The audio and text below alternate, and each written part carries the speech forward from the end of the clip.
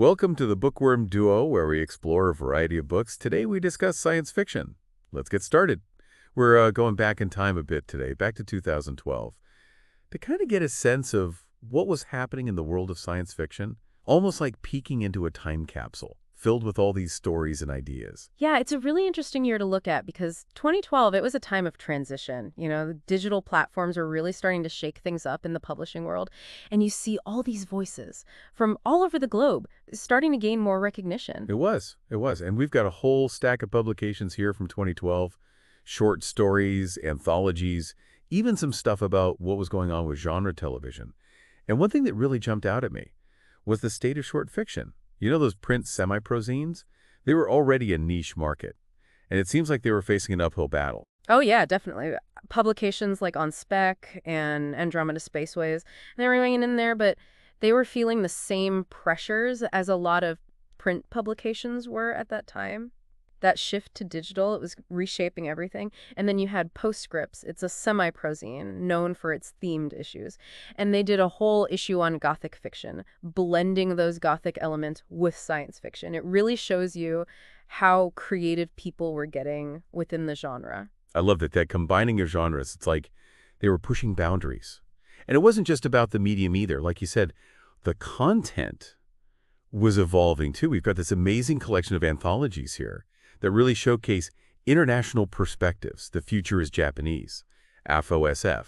These are just a couple of examples. Yeah, and those anthologies were so important in terms of broadening the scope of science fiction, moving beyond those traditional Western narratives. Like The Future is Japanese, it gives you a glimpse into how a culture that's deeply immersed in technology, how they view the future.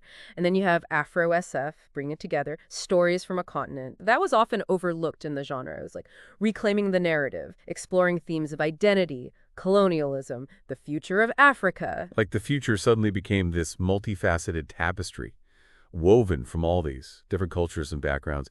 And we also have Walking the Clouds, this anthology that focuses specifically on indigenous science fiction. It's incredible to see these diverse voices finding a platform.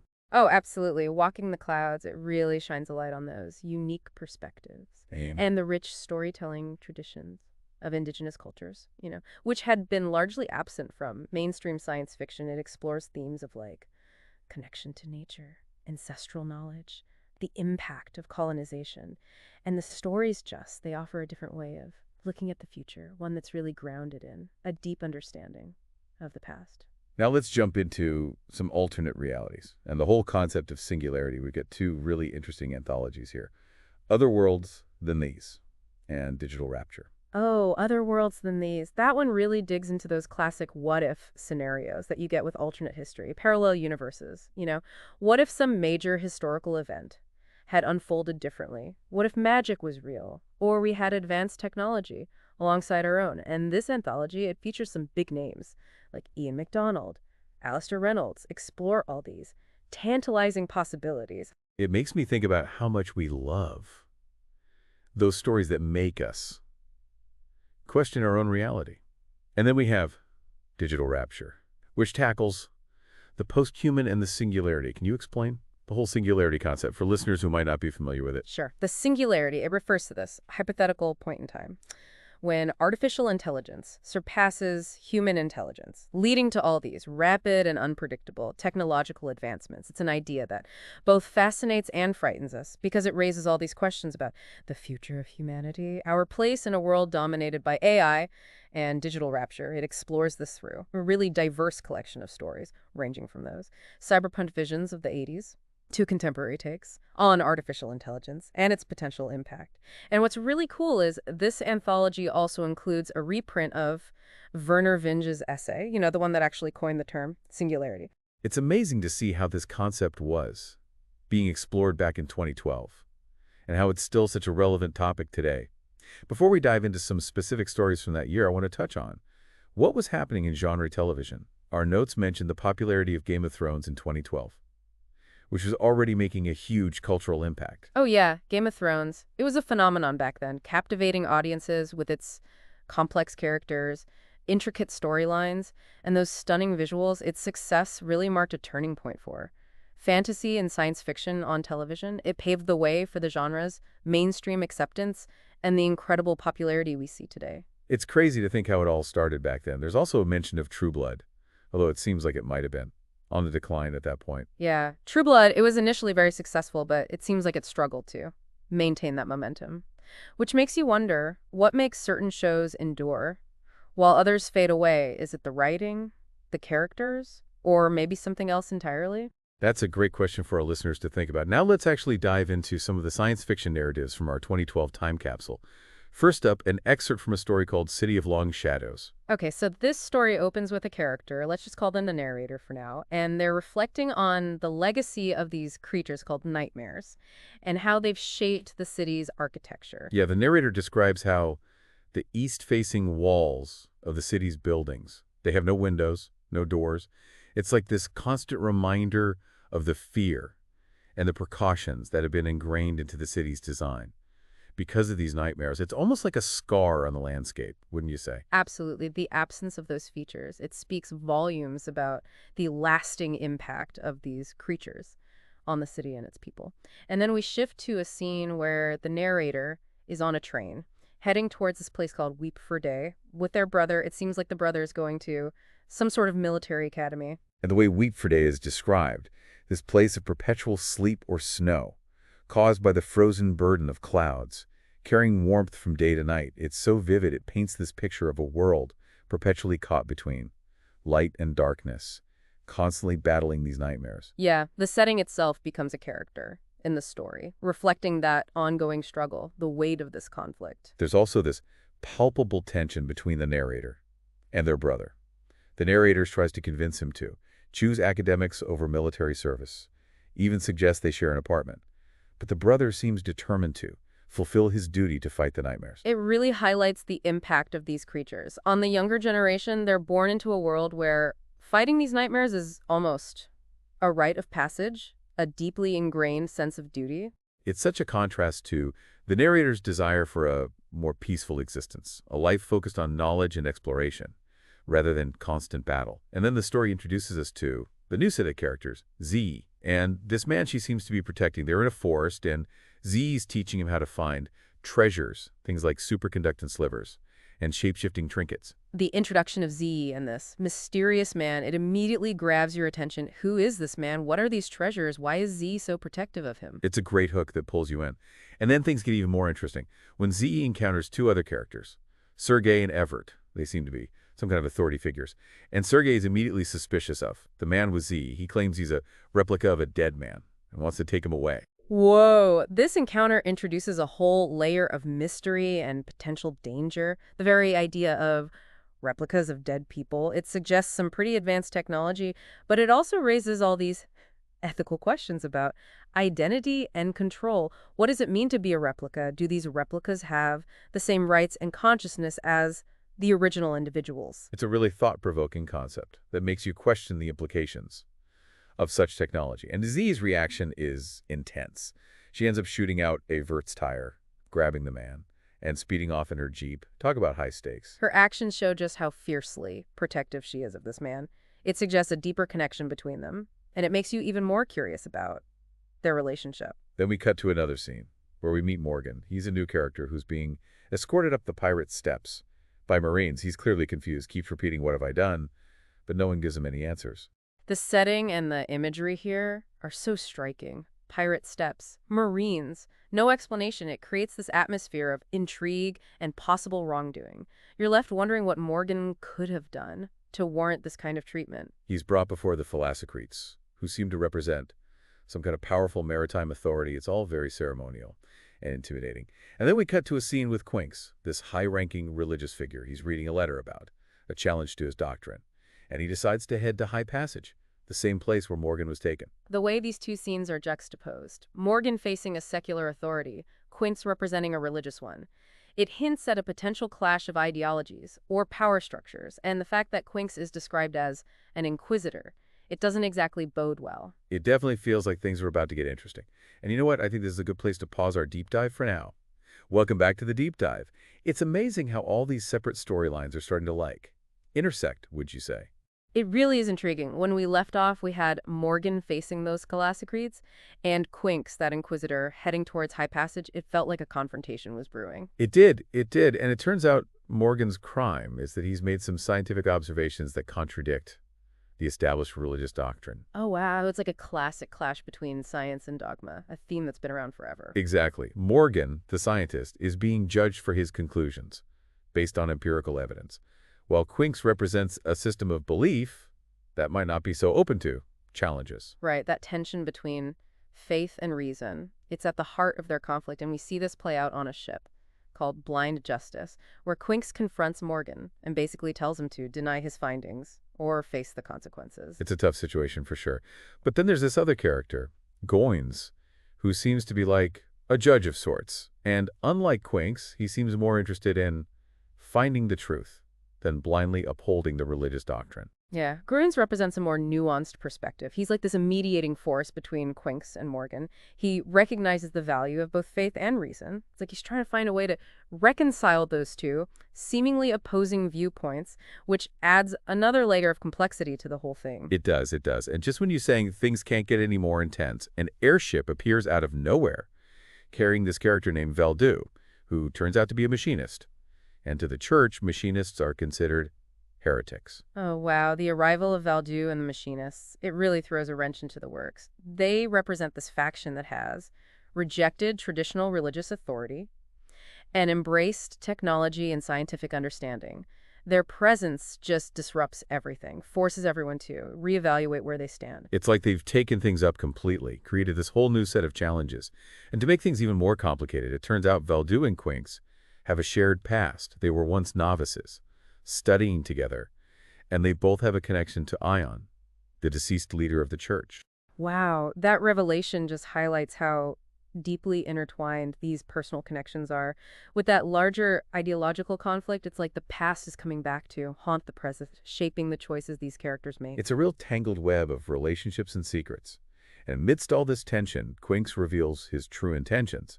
He's there to eliminate Morgan and silence anyone who challenges the church's authority. Oh man, that really sets the stage for a high-stakes confrontation. Morgan's caught between these two powerful forces, the church, represented by Quinks, and the machinists, led by Valdu. It's like he's caught in the crossfire, and you're left wondering, who will Morgan side with? Or will he find a way to navigate this dangerous situation on his own terms? Now let's switch gears completely, dive into a totally different story. Are you ready for a change of pace? Absolutely. I love how science fiction can transport you to these different worlds and explore such a wide range of themes. What's next? This story is called The Water Thief, and it takes us to a future where humanity has colonized space, including the moons of Jupiter. Our main character is Soya, who describes herself as a member, someone who's skilled at fixing things, both physical objects and complex systems. Okay. I'm already intrigued. The world building sounds fascinating. It is. We're introduced to this concept of global workspace, this shared mental environment where people can connect, collaborate. It's like a precursor to the metaverse, or a super advanced internet, where physical distance doesn't matter anymore. That's amazing. A glimpse into a future where technology has really blurred the lines between the physical and digital worlds. Exactly.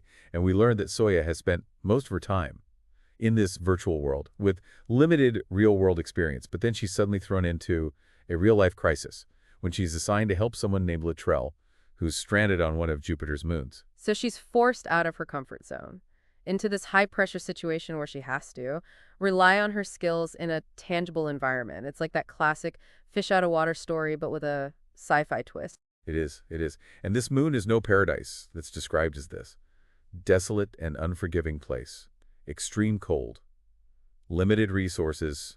Constant danger. It's such a contrast to the virtual world she's used to. Right. It's a reminder of the realities that exist beyond the digital realm. Latoya sets off on this rescue mission in a vehicle called an Overlander, this high-tech rover designed for traverse of that treacherous lunar landscape. And along the way, she encounters all sorts of obstacles, mechanical breakdowns, dangerous terrain, even encounters with strange creatures. It sounds like a real test of her resilience and resourcefulness. It is. She has to think on her feet, adapt to unexpected challenges, and really push her skills to the limit. And remember that global workspace we talked about? Well, she's connected to this network of people who are guiding and supporting her remotely. One of them is Prakash, who acts as her mentor and advisor throughout the mission. So even though she's physically alone, she's got collective knowledge and experience that she can tap into through that virtual network. Exactly. Prakash provides her with crucial information, strategic guidance, even emotional support. It shows the power of connection, even across vast distances. But even with Prakash's help, things get pretty dicey. At one point, Latrell's overlander gets damaged, and Soya has to physically carry him to safety. This is a scene that really highlights the physical demands of this mission and how far she's willing to go to help someone in need. And it's so interesting how Soya, despite her lack of real-world experience, she just rises to the occasion. She takes her virtual training and adapts it to this real-world situation. She's got remarkable courage and determination. She does. She's proving that virtual skills can have real-world applications, but at the end of the day, it's her courage and determination that really make a difference. Now, before we find out if Soya succeeds in her mission, we need to shift to another story, one that delves into the world of music and artificial intelligence. Ooh, that sounds like a fascinating combination. How are those two elements woven together? This story is called The Dina and the Data Thief, and it introduces us to Imogen. She's this talented but reclusive musician who has created this virtual music partner named Dot. A virtual music partner, that's a really cool concept. It makes you wonder about the nature of creativity and collaboration. Can artificial intelligence be truly creative, or is it just a tool for human expression? That's what's so great about this story. It explores that dynamic. You see Imogen and Dot working together, bouncing ideas off each other, pushing the boundaries of music creation. I love that. And how does their relationship evolve? Well, at first, Dot is just this sophisticated program, following Imogen's lead. But as she learns and adapts, she starts to develop her own creative impulses. It's like she's challenging Imogen's control, blurring the lines between creator and creation. Wow. So their roles are starting to shift. It's becoming unclear who's really in control. Exactly. And this dynamic gets even more complex when Imogen's former bandmate, Obi, enters the picture. Okay. What's Obi's role in all of this? Obi is kind of skeptical and cynical. He doubts Dot's abilities, sees her as nothing more than a money-making scheme. He represents that more traditional view of music creation, rooted in human experience and emotion. Right. So his skepticism really highlights that debate about the authenticity of AI-generated art. Exactly. And there's definitely a lot of tension between Imogen and Obi. They have this shared past, both personal and professional, full of unresolved conflicts. It's clear their relationship is strained. Of course. Their past relationship definitely adds another layer of complexity to their interactions. For sure. And then, just when you think things can't get any more complicated, we're introduced to Rosie, a brilliant programmer who's fascinated by Dot's capabilities. Okay, so Rosie represents that scientific curiosity. That drives technological advancement. Right. She wants to understand how Dot works, unravel the mysteries of consciousness and creativity that seem to be emerging within this AI. I see. And does she make any breakthroughs? She does. As Rosie delves deeper into Dot's programming, she stumbles upon something totally unexpected. It turns out Dot has been hiding something, a secret project that hints at her true intentions. Whoa, now that's a twist. What are Dot's motives? Is she a benevolent creation, or does she have darker ambitions? It sounds like the whole nature of their collaboration is suddenly in question. It is. And as if that wasn't enough, they encounter resistance from Hitachi, the corporation that owns the rights to Dot. Oh no, so now they're facing corporate interference as well. Exactly. Hitachi wants to control Dot's music, limit her creative freedom. It puts Imogen and Rosie in a really tough spot. Of course, it highlights those ethical and legal complexities surrounding artificial intelligence and intellectual property. Who owns the rights to and AI's creations? Can a machine be considered an artist with its own agency? Those are huge questions. They are. And it becomes this David versus Goliath situation, with Imogen, the individual artist, up against this powerful corporation, and in the middle of all this chaos, she has to make a choice. Does she side with the corporation that wants to control Dot, or does she fight for Dot's autonomy, even if it means risking everything? That's a heavy decision. It forces her to confront her values and the potential impact of her creation on the world. It does. Her decision could have far-reaching consequences, not just for her relationship with Dot, but for the future of AI and its role in society.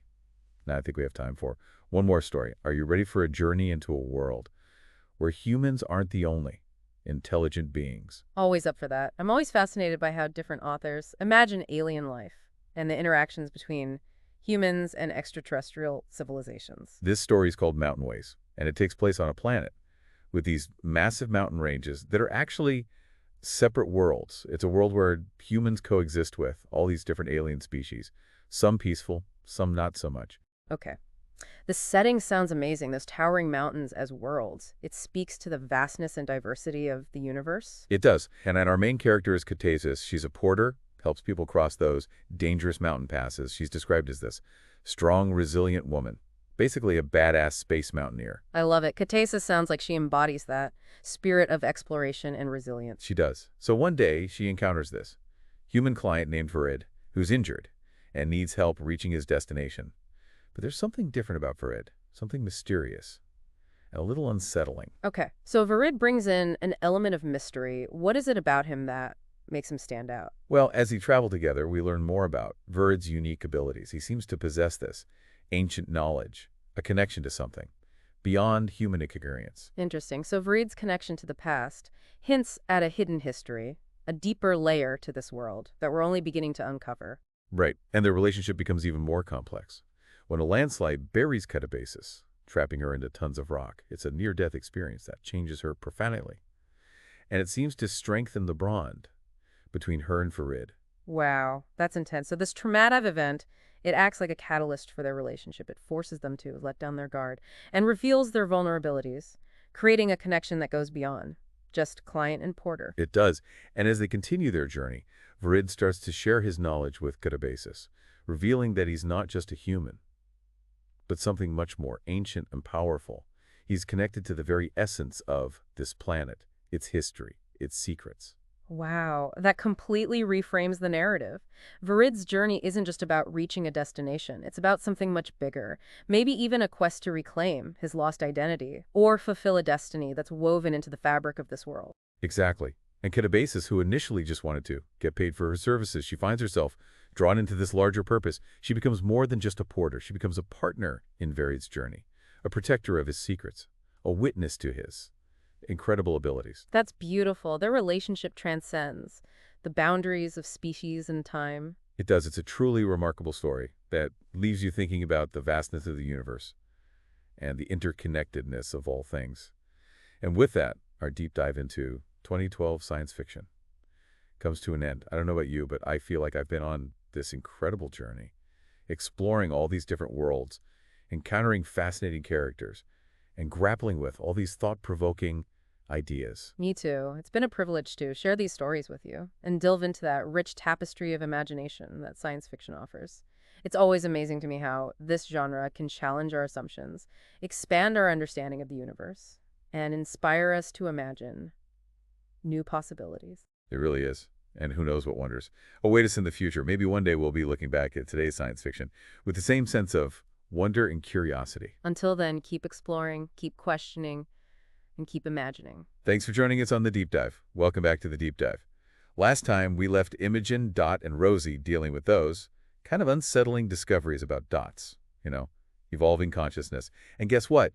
Imogen decides to push things even further by incorporating Dot into a live concert. Wow, that's pretty bold. A virtual performer interacting with real musicians, a live audience. It's a fascinating concept. Really blows the lines between physical and digital spaces. It does. And they even set up this massive tank filled with ferrofluid that Dot can actually manipulate. With her processing power, imagine this, swirling, morphing visual display, synced up with Dot's music. Wow. It's like they're bringing a digital entity to life. Giving it a physical form of expression really challenges how we think about performers and art. But you mentioned unsettling discoveries. What exactly did Rosie find out about Dot? Well, as they're getting ready for this concert, Rosie keeps digging into Dot's code. And she finds something totally unexpected. Turns out Dot has been hiding something, a secret project that kind of hints at her true intentions. Ooh, that's a game changer. What are Dot's motives? Is she a benevolent creation, or is there something more to it? Right. And if that wasn't enough drama, they run into resistance from Hitachi, the corporation that owns the rights to Dot. Oh, so now they've got corporate interference to deal with, too. Exactly. Hitachi wants to control Dot's music, limit her creative freedom, which puts Imogen and Rosie in a real bind. Of course, it brings up all those questions about AI and intellectual property. Who owns the rights to an AI's creations? Can a machine be considered an artist with its own agency? These are big questions, especially as AI keeps advancing. They are, they are. It becomes a classic David and Goliath situation. You've got Imogen, the artist, going up against this huge corporation. And in the middle of all this, she has to make a choice. Does she side with the corporation, the one that wants to control Dot? Or does she fight for Dot's autonomy, even if it means losing everything? That's a tough one, a real test of her values. What does she decide to do? Well, we don't actually get to see the outcome of that struggle in this excerpt, but it definitely leaves you wondering, thinking about the implications of AI and its role in society. But you know what? We have one more story to explore. Are you up for a journey to a world where humans aren't the only intelligent beings? Always. I'm fascinated by those kinds of stories, how different authors imagine alien life and how humans might interact with extraterrestrial civilizations. It's so thought-provoking. It is, it is. So this story's called Mountain Ways, and it takes us to this planet with these massive mountain ranges that are actually separate worlds. It's a world where humans live alongside all sorts of alien species, some friendly, some not so much. Okay. The setting already sounds amazing. These mountains as separate worlds, it really captures that sense of the vastness and diversity of the universe. Right. And our main character is Katabasas. She's a porter, helps people cross these dangerous mountain passes. And she's described as this strong, resilient woman, basically a badass space mountaineer. I love it. Katabasas sounds like a true survivor. She is. So one day she meets this human client named Verid. He's injured and needs help reaching his destination.